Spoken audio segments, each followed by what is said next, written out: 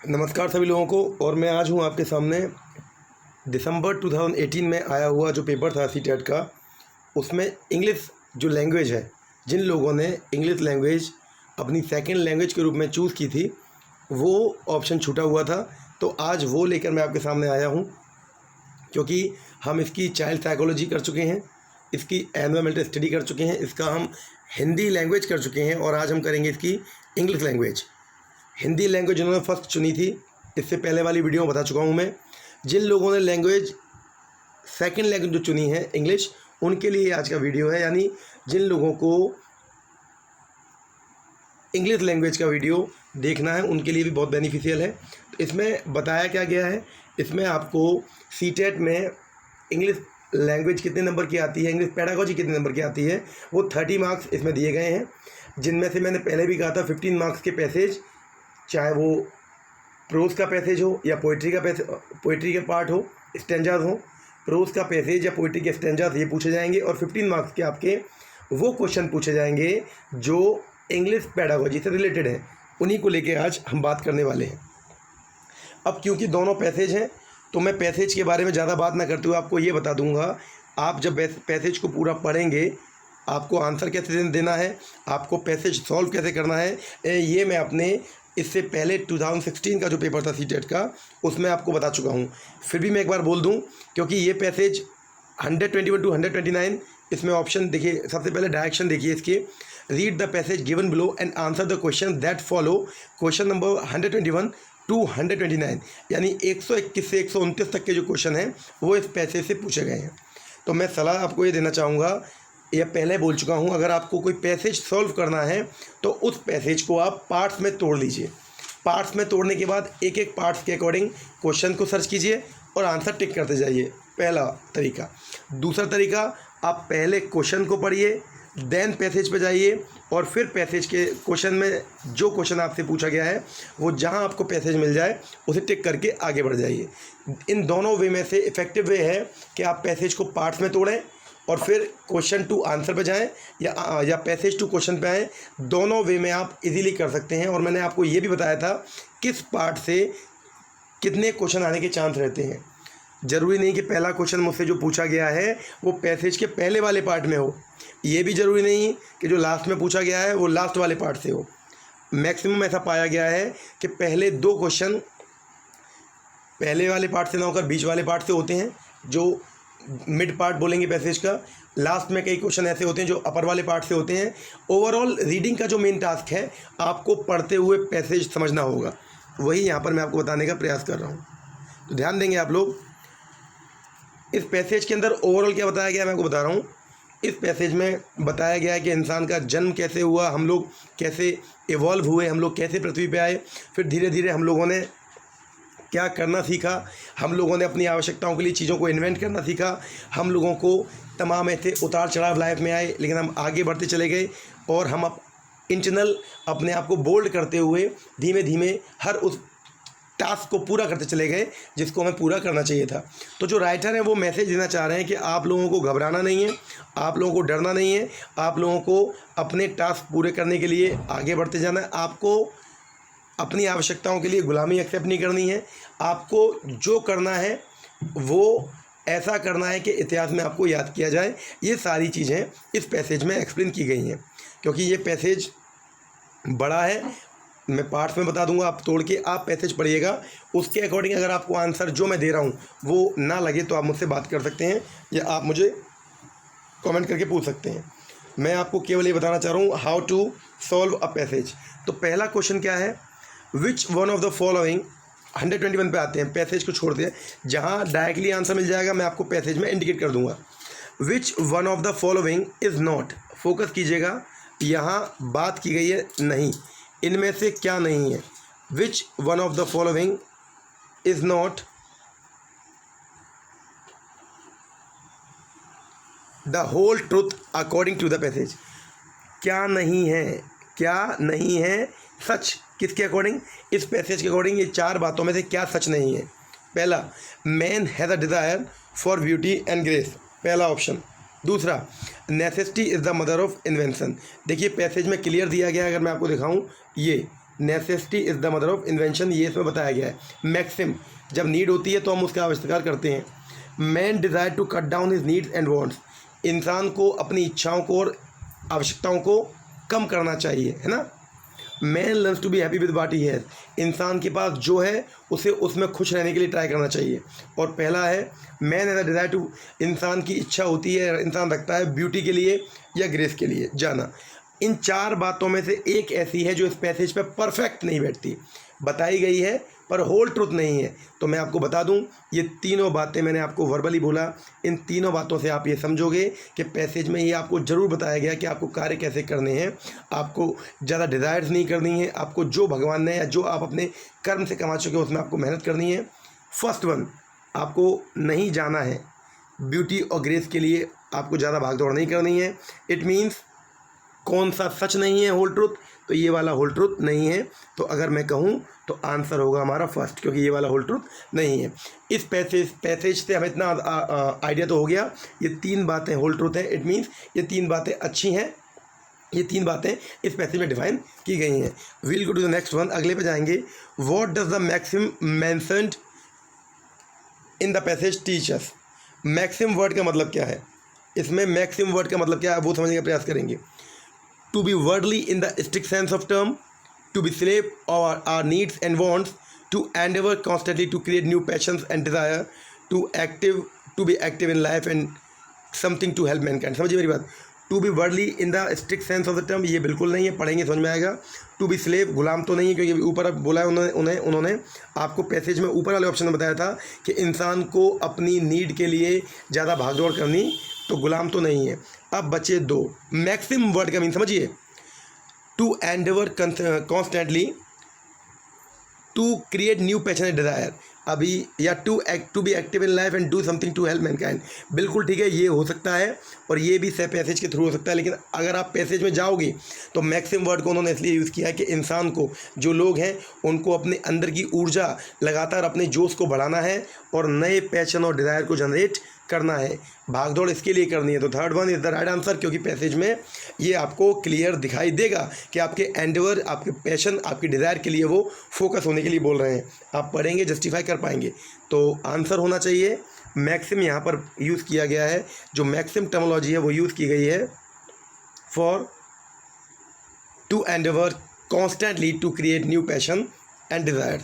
The next one, what does the spirit within man tell him to do, what does the spirit within man tell him to do, अपने spirit के लिए आदमी ने क्या कहता है, उसे क्या करने के लिए बताता है। तो देखो ये आपको सिंपल वे में मिल जाएगा पैसेज के अंदर ही, मैं आपको एक एक्सप्लेन कर दूं जरा, इजी वे में मिल जाएगा, दैट्स व्हाई मैं बता रहा हूँ, वरना पैसेज आप पढ़ेंगे तो मिला आपको सारे जाएंगे। देखिए, he has with him a spirit which is ever exhorting him to cut down his needs and learn to be happy.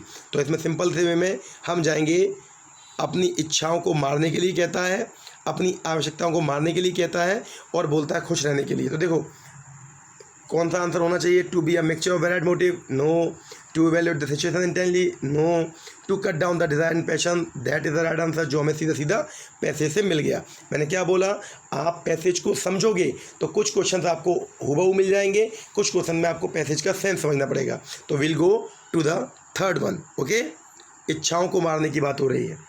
124 पे हम जाएंगे। विच of the following statement is true in the context of the passage, passage के according कौन सा statement, 1 या 2 true हैं, सच हैं या सही बताए गए हैं। तो देखें, man should be passive in the attitude life, man आदमी को ध्यान, पैसिव मीन्स फोकस नहीं करना चाहिए, अपने आप नहीं देखना चाहिए, सोचना नहीं चाहिए अपने एटीट्यूड लाइफ के बारे में, अपने जीवन के बारे में, किस तरह जीना, एटीट्यूड के बारे में नहीं सोचना चाहिए। ये मैं पैसेज ना भी पढ़ूँ तो बता दूंगा, पैसेज से एक आइडिया लग गया है हमें कि अगर आप अपने जीवन को पैसिव वे में देखोगे, अगर आप if you are not active towards your life, तो ये सारी बातें जो आपको बताई जा रही हैं कि आप ज़्यादा भागदौड़ ना करें, इच्छाओं को थोड़ा कंट्रोल करें, आप पैशन करें नॉलेज गेन करने के लिए, ये सारी बातें आपकी समझ में नहीं आएंगी। इट मीन्स पहला तो नहीं है, spirit of inventiveness may not stand in good stead in solving every new problem, and man has a passion for more and more knowledge। ये तो इसमें दिया हुआ है, पढ़ेंगे समझ में आएगा। सेकंड के लिए मैं एक बार आपको लेके चलता हूँ, अगर ये डायरेक्टली मिल जाएगा सेकंड वाला ऑप्शन, ये वाला, तो हमारा सेकंड एंड थर्ड हो जाएगा। तो आगे चलते हैं, फर्स्ट वाला तो नहीं है। Spirit of inventiveness may not stand in good stead in solving every new problem. देखिए इजीली आपको बताता हूँ ये कहाँ दिया होगा। It tells to be us to be not to be passive in our attitude life. It asks us to not remain slaves of the old habit and way of life. We must face the new situation of creative mind. Every new difficulty, every new problem which confronts us in life can be tackled successfully with the spirit of inactivity. देखिए है ना, यानी ये बात आपको दी गई हुई है पूरी कि आपको गुलाम नहीं बनना है, आपको अपने अंतर्मन से बार बार बातें करनी है, उसको जुझारू बनाना है, उसको अच्छा बनाना है। तो you can do everything. It means हमारा third one and second one, the both are the right answer. तो we'll go with the second and third. तो हमारा 124 का आंसर होगा सेकंड एंड थर्ड। पैसेज को मैंने बोला आपसे अभी, पैसेज को थोड़ा फोकस करेंगे, you will get the right answer. Okay, the next one, which of one of the following is similar in the meaning of the word maxim in used in the passage. तो मैक्सिम को किस sense में use किया गया, इसको समझने का प्रयास करें।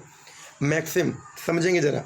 डायरेक्शन मीन दिशा होता है, प्रिंसिपल मीन सिद्धांत होता है, वैल्यू मीन्स आपकी सिद्धांत या मूल्य बोल सकते हैं, वैल्यूज़। ऑब्जर्वेशन होता है निष्कर्ष या निरीक्षण करना। तो मैक्सिम को आपने ऊपर समझा था, मैक्सिम है आपके एंडेवर को यूज़ करना, बार बार यूज़ करना।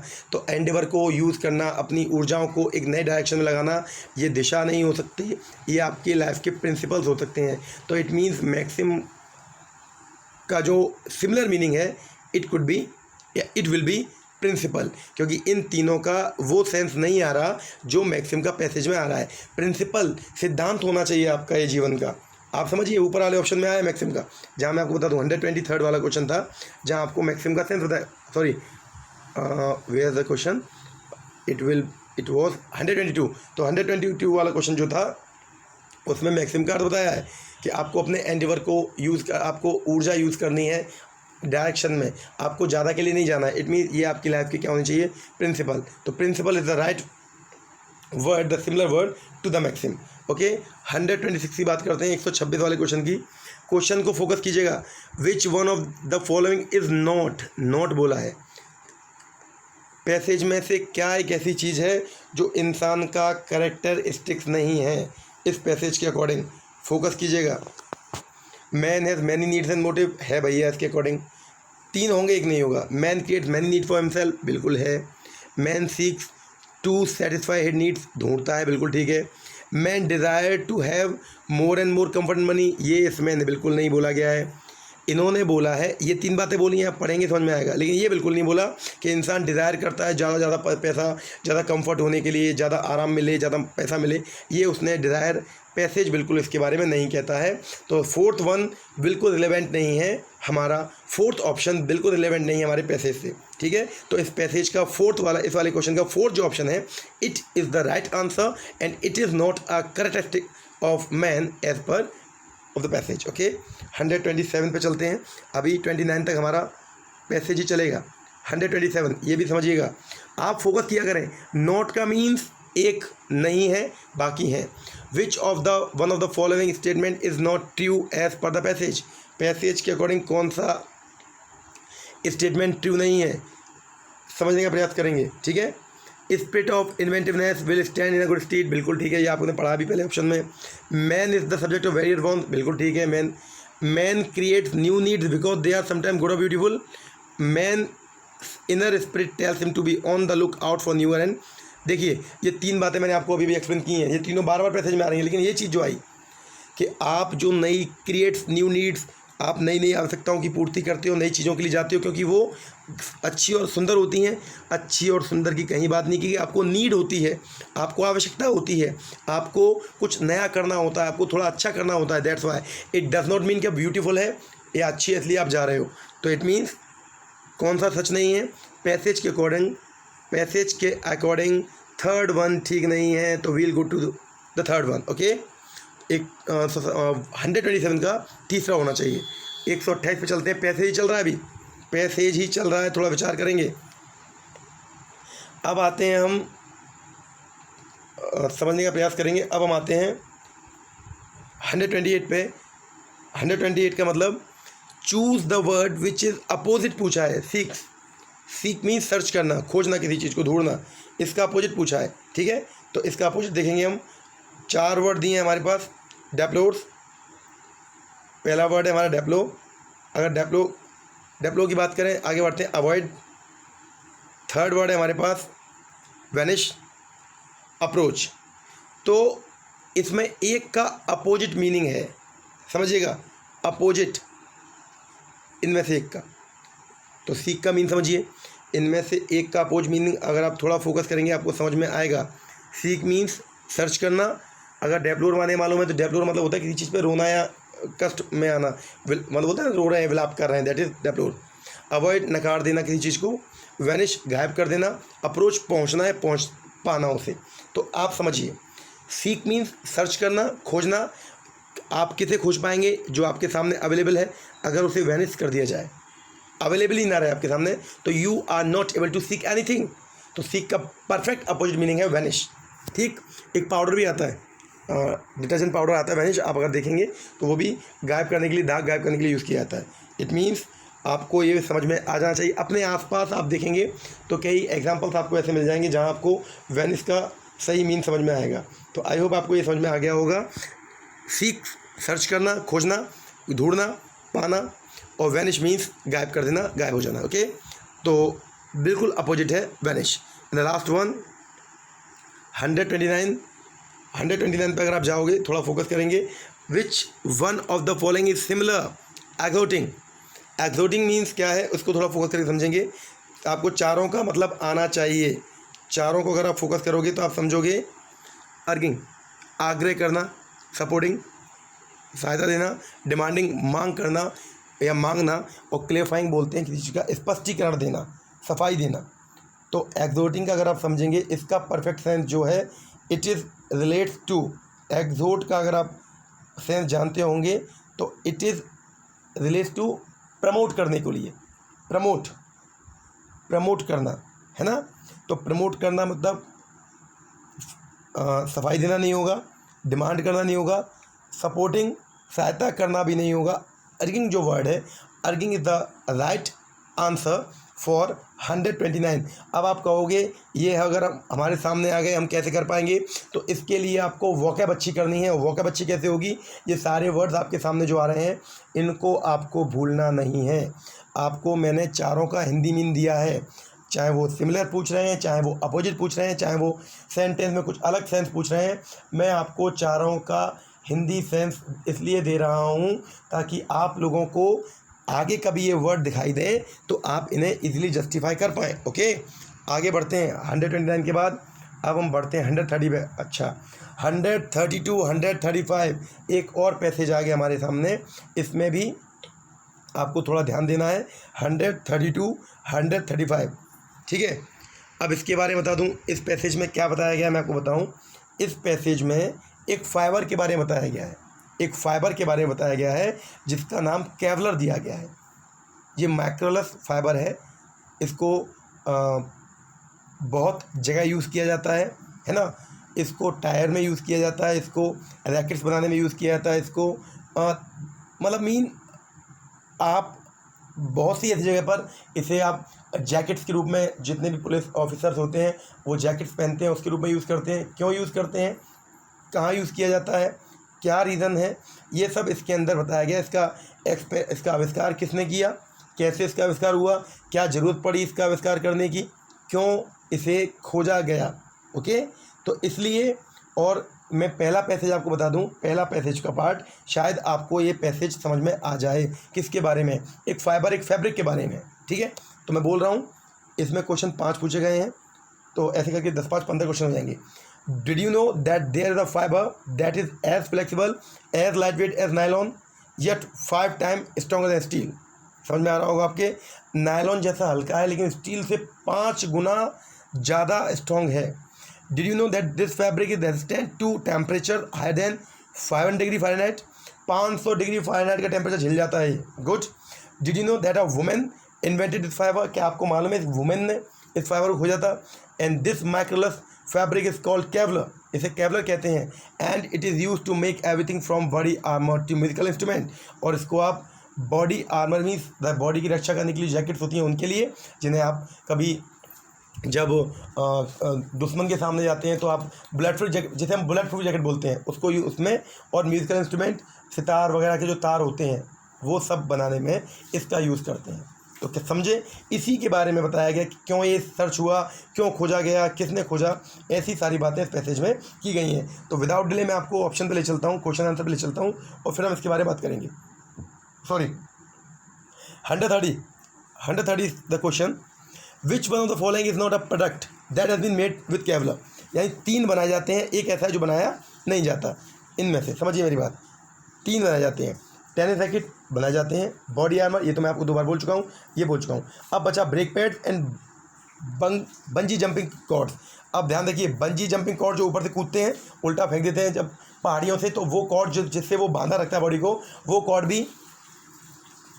भी केवलर की बनी होती है। मीन्स वो भी ज़्यादा हायर, वो बहुत स्ट्रांग होती हैं। इट मीन्स ब्रेक पैड्स इससे नहीं बनाए जाते। तो third is the right answer. ज़्यादा लेट ना करते हुए तो देख भी लेते हैं एक बार, मैंने आपको सीधे से दिया हुआ है ये देखिए।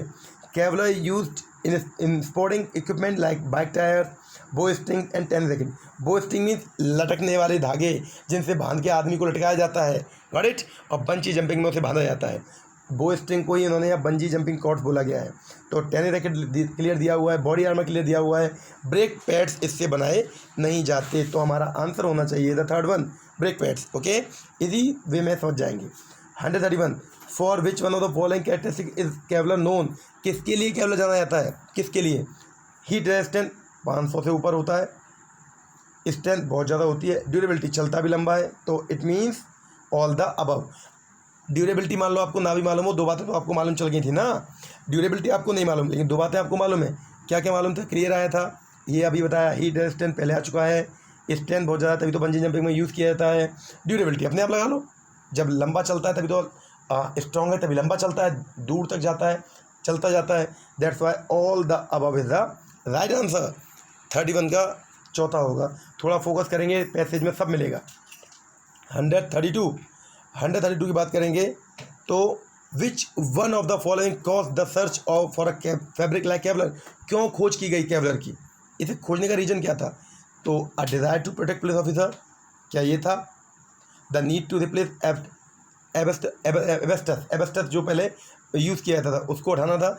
ऐसा नहीं कि केवलर को यूज़ कर लिया तो एबेस्टस को उठा दिया, एबेस्टस का अलग यूज़ हुआ। एक एलिमेंट होता है, सॉरी कंपाउंड प्रोडक्ट होता है ये भी asbestos. The want of better musical instrument, ये भी रीजन नहीं है, ये भी रीजन नहीं है, बचे ये 2। अब हम जाते हैं पैसेज के ऊपर, सीधे आंसर मिल जाएगा। देखिए मैं आपको सिंपल लाइन बता दूं कहाँ दिया हुआ है, कब खोज की गई, खोज कैसे की गई। इन्होंने बोला the year was 1964, there were gasoline shortage due to conflict in the Middle East. A Polish American chemist named Stephanie Louise Kwolek was working for DuPont, an American chemical company. She and her group were trying to make a lightweight yet durable fiber to be used in tires. समझिए मेरी बात, ये क्यों बताया गया। Gasoline यानी gas ज़्यादा खर्च होती, पेट्रोलियम ज़्यादा यूज़ होता था क्योंकि टायर भारी भारी होते थे। टायर ज़्यादा भारी होते थे चलने में, जब वो चलते थे तो पेट्रोल ज़्यादा खर्च होता था। तो पेट्रोल की खपत बचाने के लिए वो एक ऐसा फाइबर सर्च कर रहे थे जो फाइबर हल्का हो, जिससे उनका वो सारा कार्य हो सके, जिससे उनका पेट्रोल की खपत कम हो जाए, और फाइबर को हल्का बनाने में उन्होंने पूरा फोकस किया। It means the right answer is 132 का 1, a shortage of in the gasoline supply. ये कम हो रहा था, इसकी कमी को और कम ना होने के लिए, बचाने के लिए उन्होंने ऐसा फाइबर खोजा जो हल्का है, जो टायर्स में यूज़ किया गया। टायर्स हल्के हो गए तो गाड़ी स्मूथली और चलने लगी। ठीक है, the next one, a vest made of 15 layer of Kevlar. A vest made of 15 layers of Kevlar, 133 का। Which no steel plates could stop all but which of the following round. किसके round, handgun round, shotgun round, pellet rifle round, it could stop all the. तो rifle round को बात करें, rifle round की। ठीक है, Kevlar की 15 layer कोई स्टील ना हो तो रोक सकती है राइफल के राउंड, बहुत हैवी होता है, बहुत स्ट्रॉन्ग होता है। 133 का third one. 134, how much stronger इस केवलर देन स्टील। पहले ही पैसेज में आया, कितने टाइम, 5 टाइम्स।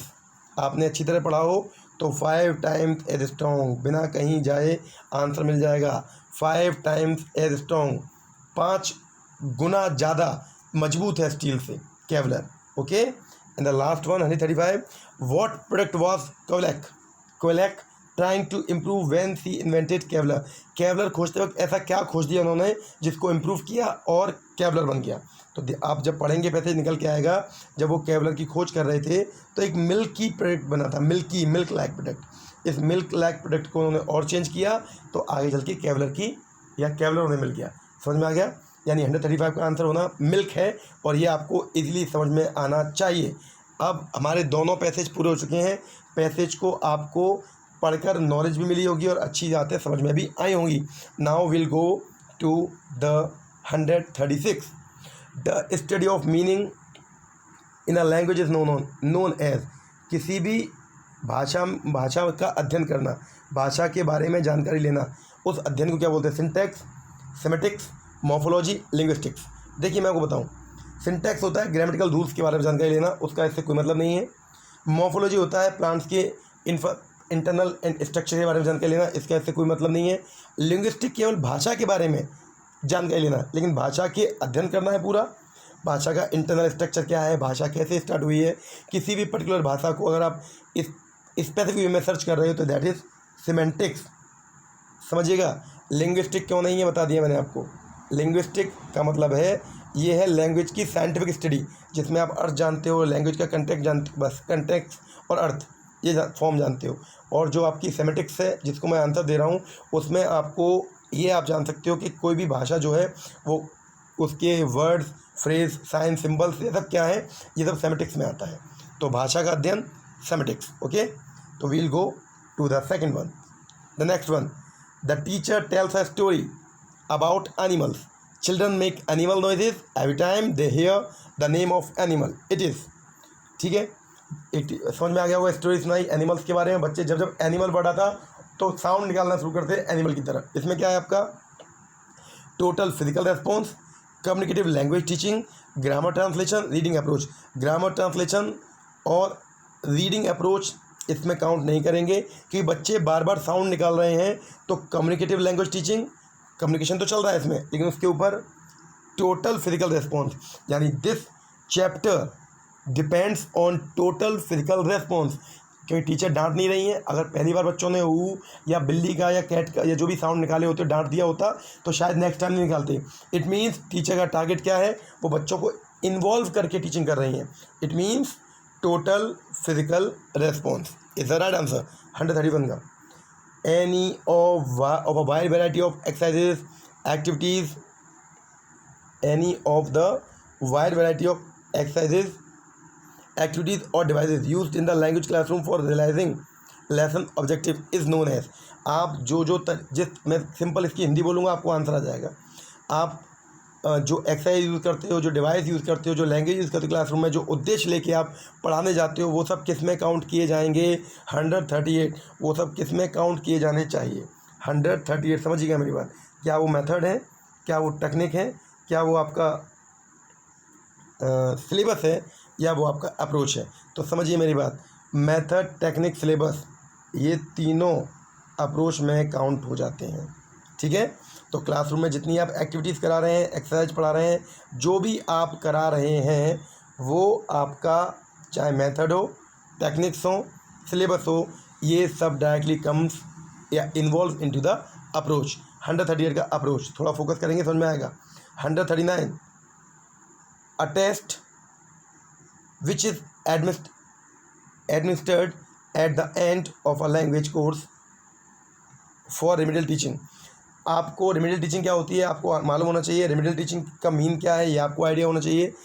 remedial teaching का मतलब होता है कि जब आप बच्चे को पढ़ाने के बाद, बच्चे को समझाने के बाद जो कमियां आती हैं उसमें आप जो टेस्ट लेते हो, जो आप चेक करते हो, वो उसकी इम्प्रूवमेंट टीचिंग को ही रिमेडियल टीचिंग बोलते हैं। तो क्या आपका ये डायग्नोस्टिक टेस्ट है, क्या आपका प्लेसमेंट टेस्ट है, या आपका अचीवमेंट टेस्ट है, या आपका मेमोरी टेस्ट है? समझिए मेरी बात को, दोबारा समझिए। A test which is administered at the end of language course for remedial teaching. Language course हो चुका है, आपने कोर्स पूरा करा दिया, तो आप क्या करोगे? डायग्नोस्टिक टेस्ट कब होता है? डायग्नोस्टिक टेस्ट तब होता है जब उसकी कमी का निदान कर रहे होते हैं, इसे बोलते हैं निदानात्मक परीक्षण। तो ये तो नहीं होगा, एंड में कर रहे हैं ना।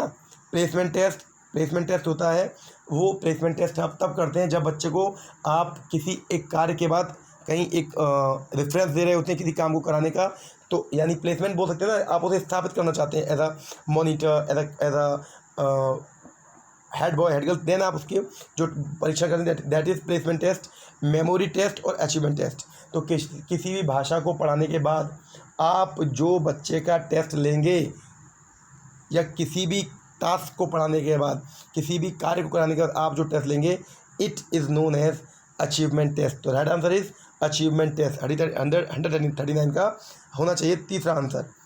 अगला, अब है the practice of grammatical structure is a control manner. Grammatical structure की आपको अच्छे तरीके से करानी है प्रैक्टिस बच्चों को, तो correcting wrong sentence produce by learner हो सकता है, गैप फिलिंग ग्राम एक्सरसाइज, ये एक्सरसाइज इतनी काउंट नहीं होती, राइटिंग पैराग्राफ एन ऐसे हो सकता है, explaining the use of particular structure. देखिए अब समझिए, इसमें पहला और तीसरा थोड़ा दुविधाजनक है, ये दो हो सकते हैं। Correcting wrong sentence produce by learner आप कंट्रोल मैनर में करा रहे हैं, तो अगर वो रॉन्ग सेंटेंस बोल रहा है तो रॉन्ग सेंटेंस को अगर आप सही ना कराएं, कहा जाता है स्पीकिंग में ग्रामर का यूज़ नहीं होता, लेकिन अगर आप ग्रामर का भी यूज़ कर लोगे, ग्रामर में आप उसे टोकोगे तो शायद ऐसा नहीं कि स्पीकिंग गलत हो जाएगी।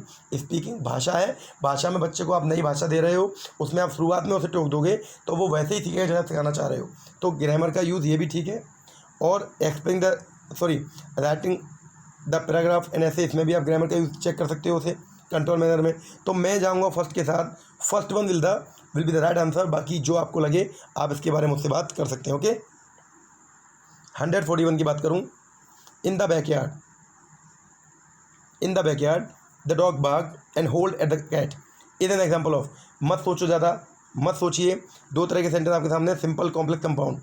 सिंपल सेंटेंस होता है जहाँ पर आपका, समझिए यहाँ पर आपका एंड यूज़ हो गया, एंड, बट जब कंजक्शन यूज़ हो जाए, कंजक्शन, तो कंजक्शन वाला सेंटेंस सिंपल तो होता नहीं है, ख़त्म। सिंपल सी बात है, ज़्यादा दूर मत जाइए। जहाँ पर दो या दो से अधिक सिंपल सेंटेंस आपस में जुड़ जाते हैं, व्हेन टू और more than two simple sentence combined into a sentence and some words जो कंजंक्शंस हैं वो यूज़ होते हैं, तो वो कॉम्प्लेक्स में काउंट हो जाता है। तो ये कॉम्प्लेक्स सेंटेंस में काउंट होगा। कंपाउंड भी हो सकता है, वो आपको समझना पड़ेगा कि कंपाउंड क्यों नहीं है, ये कॉम्प्लेक्स है। इसके लिए ग्रामेटिकल पूरा सिंपल, कॉम्प्लेक्स और कंपाउंड का एक पूरी सीरीज़ है या पूरा एक रूल्स है, जैसे रूल की बुक है जिसे हम सिंथेसिस बोलते हैं। तो सिंथेसिस में आपको ये समझ में आ सकता है, जब मैं इसकी वीडियो जब मैं सीटेट की वीडियोस के बाद ग्रामर की पर्टिकुलर एक एक टॉपिक की वीडियो बनाऊंगा तो आपको तब समझ में आएगा why it is a complex sentence. ठीक है, अभी आप जान लीजिए कॉम्प्लेक्स सेंटेंस है। 142 की अगर बात करूँ, विच one of the following method of teaching can not be use interchangeably with each other. Interchange, कौन सा आपस में एक्सचेंज नहीं हो सकता, इनमें से कौन सा मेथड है? सिंपल, कहीं मत जाओ, ले दिया हुआ ये डायरेक्ट मेथड, कहीं में नहीं सोचना, ये इंटरचेंज नहीं हो सकता आपस में। A teacher come to the class and give it to the right to the children, तो इसमें आपस में इंटरचेंजेबल मेथड, बाकी सब में आपको कुछ ना कुछ आपस में कनेक्टिविटी दिखानी पड़ेगी। रेफरेंस मेथड में आपको संदर्भ देना पड़ेगा चीज़ का, उससे जोड़ना पड़ेगा। इंसिडेंटल मेथड में आपको कोई घटना बतानी पड़ेगी, उससे जोड़ना पड़ेगा। कोरिलेटिव मेथड तो नाम से ही मालूम चल रहा है, कोरिलेशन दिखाना पड़ेगा किसी भी घटना का, किसी भी बात का, किसी भी चैप्टर का। ठीक है, और direct method does not need any interchange या कनेक्टिविटी मैनेज नहीं करनी है, आपको बताना है, बच्चा समझना शुरू कर देगा। तो third one is the right answer. समझ लीजिएगा, मैंने तीनों बता दिए। संदर्भ मेथड, घटनाक्रम बताना पड़ेगा, रिलेशन दिखाना पड़ेगा। Now we are coming to that question 143, which one of the following statement is true. इसमें एक सच है, all formative task are mean for assessment, बिल्कुल नहीं। सब FA फॉर्मेटिव टास्क असेसमेंट नहीं होते हैं। Assignment need to be given as class work followed by homework every day to provide, ना। रोज़ वैरायटी या रोज़ असाइनमेंट देने से बच्चे के अंदर वैरायटी और प्रैक्टिस नहीं आती, ना।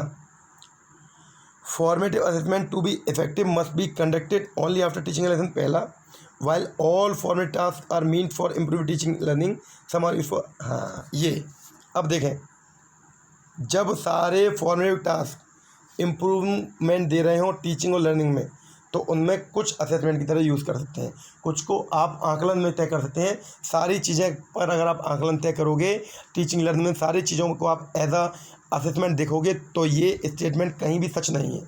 आपको कुछ टास्क बच्चे के असेसमेंट के तौर पर देखने हैं और यही आपको समझना है। What is the mean of assessment, आकलन का मीन क्या है, मैंने बार बार एक्सप्लेन किया है। समझेंगे तो समझ में आएगा आकलन का रियल मीन क्या है। आकलन का मतलब है ऑब्जर्व करना, बच्चे की बारीकियों को ऑब्जर्व करना। तो इसके अकॉर्डिंग फोर्थ वन दोबारा सुन लो, सारे फॉर्मेटिव टास्क असेसमेंट नहीं होते। असेसमेंट क्लास वर्क के तौर पे बच्चे को होमवर्क में दे रहे हो तो उससे वैरायटी नहीं आती, प्रैक्टिस से वैरायटी नहीं आती।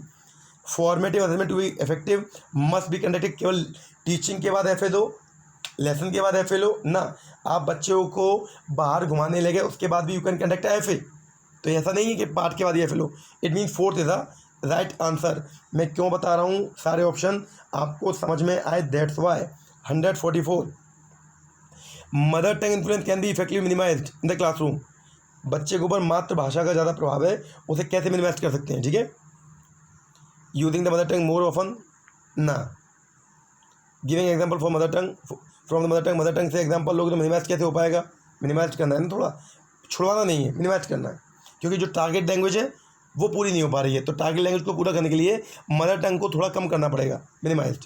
Giving a lot of exposure in the target language, अगर टारगेट लैंग्वेज को ज़्यादा एक्सपोजर दे दोगे, ज़्यादा वैल्यू दे दोगे तो बच्चा पढ़ना ही बंद कर देगा। हमेशा कहा जाता है मदर टंग को बिना छोड़े टारगेट लैंग्वेज को टच करो, तो समझें इसका रीज़न क्या है।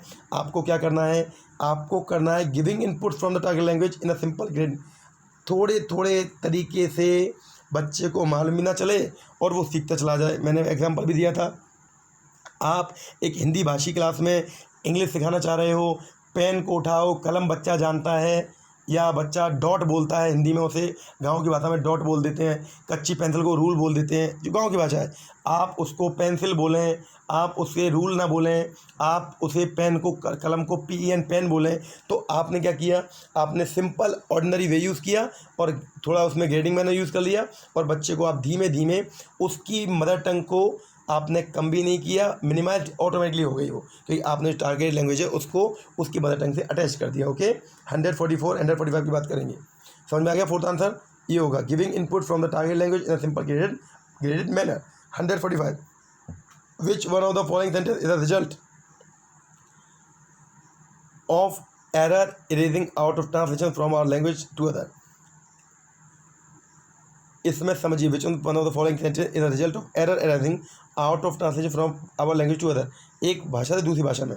The teacher is giving examination, error बताना है एक भाषा से दूसरी भाषा का। The teacher is giving examination. 145 the student are giving their examination. My joy knew no bounds, are you going by the train. अब देखें, इसमें सिंपल सा अर्थ आपको समझ में आएगा तीनों में, मतलब आप एक सिंपल भाषा बोल रहे हो, सिंपल लैंग्वेज यूज़ कर रहे हो। यहाँ पर आपने क्या किया, my joy knew no bound, यहाँ पर आपने ईडियम फ्रेज का यूज़ कर लिया। और जब आप ईडियम एंड फ्रेज का यूज़ करना सीख जाते हो, इट मीन्स क्या है, आपने सीख लिया, ये एरर है। एरर मीन्स यहाँ आपने ये सिंपल वे में ग्रामेटिकल सही सेंटेंस बोले, मतलब आपने ये सिंपल, टीचर परीक्षा दे रहे हैं, बच्चे उनकी परीक्षा दे रहे हैं, क्या तुम ट्रेन से जा रहे हो, मेरी जॉय की न्यू, मेरा मतलब मेरा आनंद कोई सीमा नहीं जानता, तो ये कोई पर्टिकुलर ऐसा सेंटेंस नहीं है। यहाँ पर translation from our language to another, एक लैंग्वेज से आप अपनी हिंदी भाषा से दूसरी भाषा में कन्वर्ट कर रहे हो, तो आप इस सेंटेंस को गलत बोल रहे हो, बाकी सारे सेंटेंस आप कहीं ना कहीं सही बोल रहे हो, ये समझ में आ जाएंगे। My joy knew knew mounts, ये आपने एक ऐसा सेंटेंस बना दिया जिसका आपकी हिंदी भाषा से इंग्लिश भाषा में ट्रांसलेशन ठीक नहीं हुआ है। ओके, ये एरर है इसके अंदर। 146 reading skill can be develop best by, reading skill को आपको डेवलप करना है। Writing answer to question on text, ये तो नहीं है। Focusing on the use of word from context in the text, ये हो सकता है। डूइंग वोकैब एक्सरसाइज, ये हो सकता है। Doing quiz and playing word games, ये भी हो सकता है। अब ध्यान दीजिए, इसमें बेस्ट कौन सा है ना। बेस्ट में अगर जाऊँ तो ये देखिए, डूइंग क्विज हम क्यों करते हैं, वोकैब अच्छी करने के लिए। हम वर्ड्स पे फोकस क्यों करते हैं, और वोकैब अच्छी करने के लिए। तो जब वोकैब अच्छा करना सीधे दिया हुआ है तो हम कहीं और क्यों जाएं। Why should not we go to the right answer, to that answer, जो इस ये दोनों, ये वाला और ये वाला इसमें आ गए, तो third is the right answer. जितनी वोकैब की अच्छी एक्सरसाइज कर लोगे तो आपका कंटेक्स्ट के वर्ड भी आपको समझ में आएंगे और कुछ जो आप कर रहे हो वो भी आपके वर्ड गेम भी अच्छे हो जाएंगे। यानी doing vocab exercise is the best part. 146 हो चुका है। थर्ड आंसर 47 पे आते हैं। Who would be the implementer of education? किसको मानते हो? इम्प्लीमेंटर कौन है शिक्षा का? Implementer teacher. ध्यान रखिए, ये तो आपको समझना ही है। आज की शिक्षा छात्र केंद्रित, चाइल्ड सेंटर्ड, तो स्टूडेंट इम्प्लीमेंटर है, उसी के ऊपर आप इम्प्लीमेंट करेंगे शिक्षा को, है ना। ओके, तो स्टूडेंट इधर आ रहा आंसर, कहीं मत जाइए, ज़्यादा मत सोचिए। 147 हो चुका है। 148 पे आते हैं। लिसनिंग स्टिमुलस, इसमें कौन सा लिसनिंग स्टिमुलस है? 148 समझिएगा। 148 present input to the separate groups of student who gather again to share it, is listening to a good commentary to review it, enable student to discuss a set of criteria that they prioritize to complete and present a task, present an information gap activity such as giving direction। अब समझिए, इसमें listening stimulus किससे मिलेगा? बच्चों को बोल दो, ठीक है, कि उस पर डिस्कस करें, जिस टास्क को वो प्रायोरिटी देते हैं उस पर डिस्कस करें। तो जैसे ही आपने ये बोला कि बच्चों आज आप वो काम करो जो आपका दिल कर रहा है, उस पर बातें करो, उस पर चर्चा करो, तो ये बच्चों के लिए स्टिमुलस का काम करेगा। थर्ड वाला स्टिमुलस का काम क्यों करेगा? क्योंकि ये आपने वो उनके इंटरेस्ट की चीज़ दे दी और अपने इंटरेस्ट से वो करेंगे तो बेहतरीन करेंगे। तो दैट्स वाई ध्यान रखिएगा, प्रायोरिटी आपने उसको दिया। प्रायोरिटी पे क्या रखा? प्रायोरिटी पे आपने उसे रखा जो वो करना चाहते हैं। तो 148 का थर्ड आंसर ठीक होगा। If you have any doubt then you can ask me. मैं आपको चारों ऑप्शन क्लियर कर देता हूँ बार बार, ये सीटेट में बहुत इफेक्टिव है। 149 if a language teacher has taught a topic in the class and no student ask question, कोई भी क्लास में नहीं क्वेश्चन पूछ रहा तो क्या होगा? क्या माने इसका मतलब? अगर आप पढ़ा रहे हो, क्वेश्चन कोई पूछ नहीं रहा और क्लास चल रही है, student are not paying attention, पहला। She had been an excellent teacher, बिल्कुल नहीं है भैया। Whatever was taught was beyond the comprehension of the student, अगर क्लास में कॉम्प्रिहेंशन से ऊपर जा रहा है बस स्टूडेंट्स के तो वो नहीं पूछेंगे, तो पढ़ाएगा क्यों टीचर? ये भी ठीक नहीं हो सकता है, लेकिन ये क्यों ठीक नहीं बता रहा हूँ। All the student are at higher level of learning ना। अब मैं एक को देखता हूँ, ये नहीं है, इसको और इसको बात करते हैं। ये कहा जाता है कि अगर बच्चे आपसे पूछ नहीं रहे, आपको आंसर नहीं दे रहे या क्वेश्चन पुट नहीं कर रहे, बीच में हाथ हैंड रेज नहीं कर रहे, इसका मतलब है वो आपकी क्लास में ध्यान नहीं दे रहे। एक बच्चा तो ऐसा होगा जो अटेंटिव होगा। मैं कह रहा हूँ 40 की क्लास है, 39 बेकार है, एक अच्छा होगा, वो तो सब क्लास में होता है। इट मीन्स वो भी नहीं उठा रहा तो क्लास में ध्यान नहीं है। परफेक्ट आंसर यही होगा, कहीं और मत सोचो, कुछ भी मत सोचो। आप अपनी क्लासरूम के अंदर जाओ और जब आप पढ़ा रहे हो, अच्छा पढ़ा रहे हो, बच्चा आंसर नहीं दे रहा या कोई बच्चा पूछ नहीं रहा, इट मीन्स आपका पढ़ाने का तरीका अच्छा नहीं है। और दूसरा, वो बोला नहीं उनने, ये ऑप्शन दिया ही नहीं है और बच्चे उसमें ध्यान नहीं दे रहे हैं, बच्चों का अटेंशन नहीं आ रहा है। अब आ गई the founder of structural grammar was, कौन थे? ध्यान रखिएगा, जितनी भी स्ट्रक्चरल ग्रामर है, लैंग्वेज से रिलेटेड जितने भी क्वेश्चंस हैं, जितने भी बातें की हैं, नोम चॉम्स्की ने इसके बारे में बताया है, ठीक है, नोम चॉम्स्की। उम्मीद करता हूँ पूरी तरह कि आपको ये वीडियो भी अच्छा लगेगा। हमने 2018 का सीटेट कर लिया पूरा दिसंबर वाला, अब 19 के 2 पेपर और बचे हैं, वो मैं आपको सॉल्व कराऊँगा। उसके सीटेट के एग्ज़ाम से पहले आप केवल अगर इन वीडियोस को एक बार देख लेंगे, कुछ और ना भी पढ़ेंगे, तो मैं आपको गारंटी दे रहा हूँ बार बार कई क्वेश्चन रिपीट हुए हैं और ये आपने भी पाया होगा, ठीक है। तो चलिए नेक्स्ट वीडियो में आपसे मुलाकात करेंगे। पढ़िए, फोकस कीजिए, कोई डाउट हो तो पूछिएगा, कमेंट कीजिएगा, वीडियो को पूरा देखा करें। ये आप लोगों के लिए बनाया जा रहा है, टाइम लग रहा है, 3 या 4 दिन में एक वीडियो दे रहा हूँ ताकि मैं आपको कंटेंट अच्छा दे पाऊँ। Thank you very much.